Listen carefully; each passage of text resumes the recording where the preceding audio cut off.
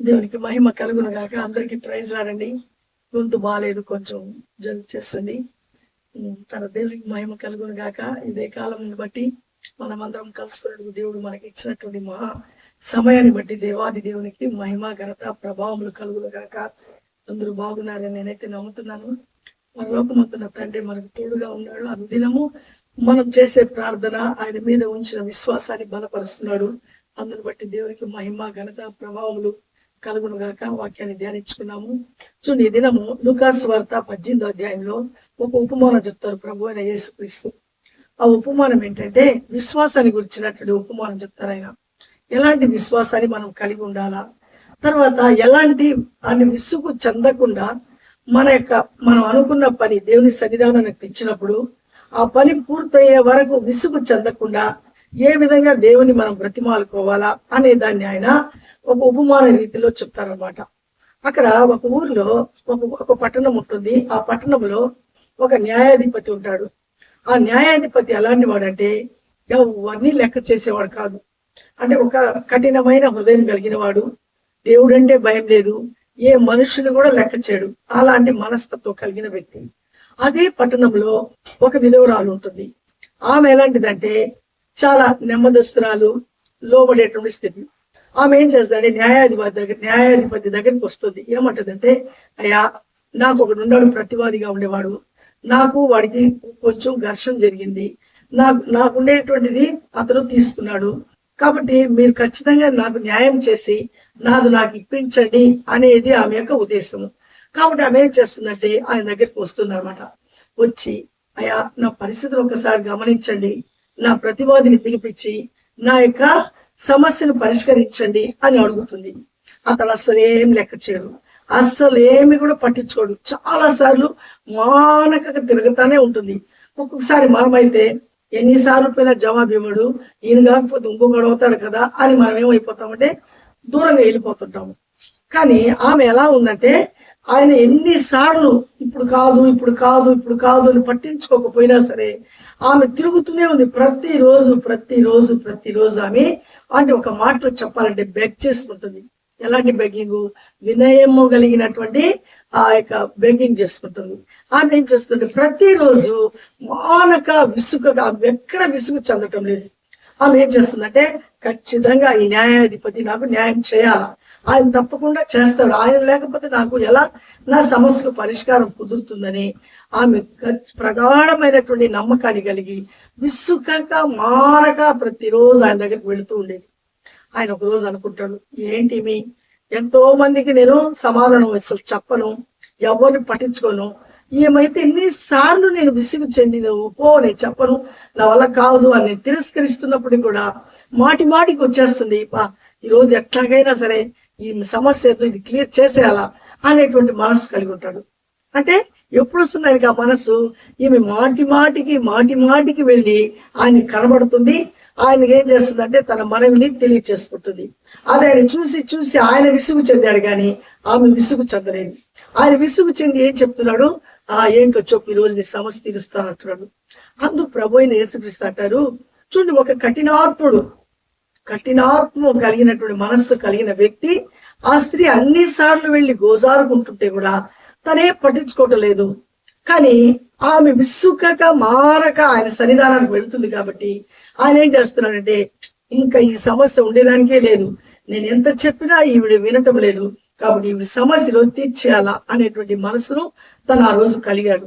అతనికి అంత కఠినాత్ముడికి అంత మనసు కలిగితే దివారాత్రులు ఆయన యందు నమ్మిక ఉంచి ఆయన కొరకు ఎవరైతే ఎదురు చూస్తూ ఆయన యొక్క కృప కొరకు ఎదురు చూస్తుండేటువంటి వాళ్ళ యొక్క ప్రార్థన ఆయన వినడా అంటున్నాడు. అంటే కొన్నిసార్లు మన ప్రార్థనలకు కొంచెం లేట్ అవుతుంది. అంటే లేట్ అయిన వెంటనే మన హరిబరి చెందాల్సిన అవసరం లేదు.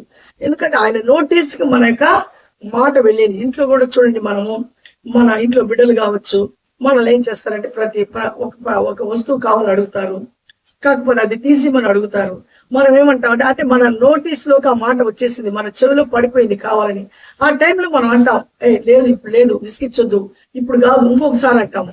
సరే, మరలా రెండోసారి కూడా అడుగుతారు. మరలా మనం ఏం చేస్తామంటే అదే మాట అంటాం. వాళ్ళు మరలా మూడోసారి అడిగినప్పుడు మన విసుగు చెంది వెంటనే ఏం చేస్తామంటే వాళ్ళకి ఏం కావాలో అది ఇచ్చేదానికి మనము ప్రయత్నిస్తాము. ఇది మనుషుల యొక్క మనస్తత్వం. అంటే లేదు అని కూడా మనము మూడోసారి వాళ్ళ యొక్క విసుగును మనం తట్టుకోలేకుండా మనం ఇచ్చేస్తుంటాము. కానీ మన దేవుడు, పరలోకమందున్న దేవుడు సమస్త ప్రాణకోటికి ప్రతిరోజు ధారాళంగా ఆయన మనకు అన్ని అనుగ్రహిస్తున్నాడు. కాబట్టి మనం విసుగక మానక, అంటే ఆయన సన్నిధానానికి మనం పోవటం మానక, విసుగు చెందకుండా ఇంకా కాలేదులే, ఇంకా దేవుడు పట్టించుకోలేదులే అని విసుగు చెంది బయటకు రాకుండా నీ పని పూర్తయ్యే వరకు నువ్వు మానక ఆయన సన్నిధానంలో వెళ్ళాలా. ఎందుకంటే ఆయన నీ మాట వింటున్నాడు. నీ యొక్క ఓర్పును ఓపికను ఆయన చూస్తున్నాడు, దానికి ఒక పరీక్షిస్తున్నాడు. అది నువ్వు గమనించుకోవాలా. ఆలస్యం చేస్తున్నాడే కానివ్వండి, అలక్ష్యం చేసే దేవుడు కాదు మన దేవుడు. కాబట్టి మనము ఆ విధవరాలు ఎంతో ఓర్పుతో ఓపికతో ప్రతిరోజు విసుగు చెందకుండా, అన్నాడే అనేటువంటి ఆ అవమానాన్ని కూడా ఫీల్ కాకుండా ఆమె ప్రతిరోజు వెళ్ళి బ్రతిమాలి తన సమస్యను పరిష్కరించుకుంటుంది. అదే సర్వశక్తిమంతుడైన దేవుడు, యథార్థవంతులు బలపరిచే దేవుడు, నీతిమంతుల ప్రార్థన ఆలకించే దేవుడు, ఆయన ఎందు దృష్టి ఉంచిన వారి ఎందు ఆయన అనేక కృపలు ఇచ్చేటువంటి దేవుడు. మన ప్రార్థనను వినరా? ఖచ్చితంగా ఆయన వింటాడు.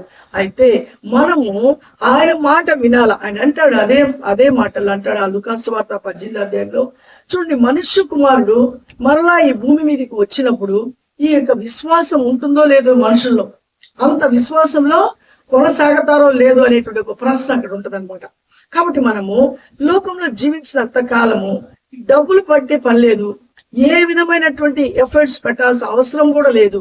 కేవలము సంపూర్ణమైన విశ్వాసము, అంటే గలిబిలి చెందకుండా ఓర్పు ఓపిక అనేది మనం అలవర్చుకోవాల్సిన అవసరం ఎంతైనా ఉంది. ఓర్పు వల్ల మనం సాధించలేదంటే ఏది కూడా లేదు. గలిబిలి చెందకూడదు. దేవుని యందు నమ్మిక ఉంచిన వారు పూర్ణ విశ్వాసంతో, పూర్ణ బలముతో, పూర్ణ ఆత్మతో ఆయన మనం సేవించినప్పుడు ఖచ్చితంగా మన సమస్యకైనా పరిష్కారం చేస్తాడు.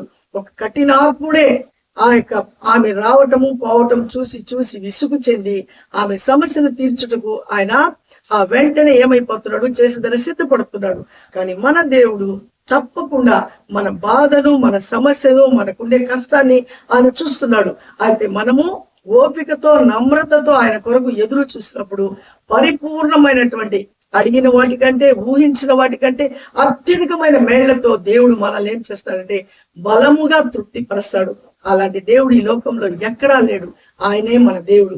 ఆయన ఎందు నమ్మిక ఉంచినప్పుడు ఏ వ్యక్తి చేయలేనటువంటి సహాయము, ఏ వ్యక్తి నా వల్ల కాదన్నప్పటికీ కూడా ఆయన అన్ని చేయటకు నేను ఉన్నాను, భయపడద్దు అంటాడు. నువ్వు ఏ పరిస్థితుల్లోనైనా, ఏ విధమైనటువంటి కష్టాలతో నువ్వు ఆయన దగ్గరికి వెళ్ళినా, కోట్ల అప్పు నీ దగ్గర ఉన్నప్పటికీ, సమస్యలు తీరని సమస్యలతో తల్లడిల్లిపోతున్నప్పటికీ కూడా ఆయన ఏందో సమస్తము ఆయన మీద భారం వేసి విశ్వసిస్తే, విసుగక ఆయన సన్నిధానానికి మానకును వెళ్ళినప్పుడు ఆయన నీ సమస్యను ఆయన జ్ఞాపకం చేసుకుంటాడు. తప్పకుండా ఆయన సమయంలో నీ పనిని పూర్తి చేస్తాడు. నీకు ఇష్టం వచ్చినప్పుడు చేయడైనా. కాబట్టి మనము ఆయనకి లోబడినప్పుడు ఆయన సమయం కొరకు ఎదురు చూస్తూ ఆ కృపను మనం పొందుకుంటాము. ఆ విధవరాలం ఎలా ఆ యొక్క న్యాయాధిపతి దగ్గరికి వెళ్ళి ఎలా ఆమె సమస్యను తీర్చుకునిందో, ఈ రోజు మనము ప్రభు అయిన యేసు క్రీస్తు ద్వారా మన తండ్రి అయినటువంటి దేవునికి మన సమస్యను తెలియచేసి ఆ సమస్య నుంచి మనము తప్పకుండా క్లియర్ అవుతాము. అట్టి కృప దేవుడు మనకి ఇచ్చును గాక. మన వినికిడిలో దేవుడు అమూల్యమైన మాటలను దీవించును గాక. ప్రార్థించుకున్నాము. మహాగణుడా, జీవం కలిగిన దేవ, జీవాధిపతి, నీ స్తోత్రం నాయన. నీ మహాకృపలో, అద్భుతమైన ప్రేమలో నాయన ఈ ఉదయ కాలాన్ని మమ్మల్ని జ్ఞాపకం చేసుకుని, ఇదిగో మీ ప్రియబిడలతో మేము కలుసుకొని మీ నామాన్ని మహిమపరచుటకు, మీ యందు మేము ఆనందించుటకు, గొప్ప శక్తిని, ధైర్యాన్ని మేము పొందుకున్నట్టుకు, మానక విసుకక నీ సన్నిధానంలో ప్రార్థించినప్పుడు ఆ ప్రార్థనకు మీరు జవాబిస్తారని విశ్వసించుటకు మా మనోనేత్రాలు మీరు తెరిచినందుకు మీకు కృతజ్ఞతాస్తులు చెల్లిస్తున్నాం నాయన. ఈ వీడియో చూస్తుంటే బిడ్డలను జ్ఞాపకం చేసుకుని, ఏ కుటుంబంలో, ఏ జీవితంలో ఏ సమస్యనైనా, అలాగే నా తండ్రి ప్రభా అది క్రానిక్ గా సమస్య ఉంటుందో ఆ సమస్యను ఇప్పుడే యేసు నామంలో ఆ సమస్య క్లియర్ అయిపోను గాక. ప్రతి ఒక్కరు నీ వైపు తిరుగుదురు గాక. చూడండి, ప్రతి ఒక్కరు నాయన చూసే మనసును, విశ్వసించే మనసును, నీ యందు నమ్మిక ఉంచే మనసును అనుగ్రహించి ప్రతి ఒక్కరి అవసరత తీర్చి అందరూ నీకు సాక్షులుగా ఉండినట్లు కృపను అనుగ్రహించమని, మరలా మీ చిత్తమైతే నాయన మేమందరము కలుసుకునే పర్యంతరం మీ కృపాక్షేమములు మా అందరితో ఉంచమని యేసయ్య పరిశుద్ధ నామములో అడిగి బ్రతిమాలి వేడుకుంటున్నాను పరమ తండ్రి. అమ్మేన్ అమ్మేన్. అందరికీ ప్రైజ్ లాడండి. దేవుడు మనకు తోడే ఉండను గాక. కాబట్టి విసుకక మానక ఆయన సన్నిధానంలో ప్రార్థిద్దాము. ఆయన తప్పకుండా మన ప్రార్థనకు జవాబును అనుగ్రహిస్తాడు. షాలోం. దేవుడు మనకు తోడే ఉండును గాక. షేర్ చేయండి, లైక్ చేయండి, సబ్స్క్రైబ్ చేయండి. అనేకులకు మన ఛానల్ తెలియచేసి దేవుని రాజ్యముని మనము కట్టుటకు పురిగొల్పబడదాము. మరలా కలిసిన పర్యంతరమైన కృపాక్షేమములు మనకు తోడుగా ఉండును గాక. ఆమేన్. షాలోం.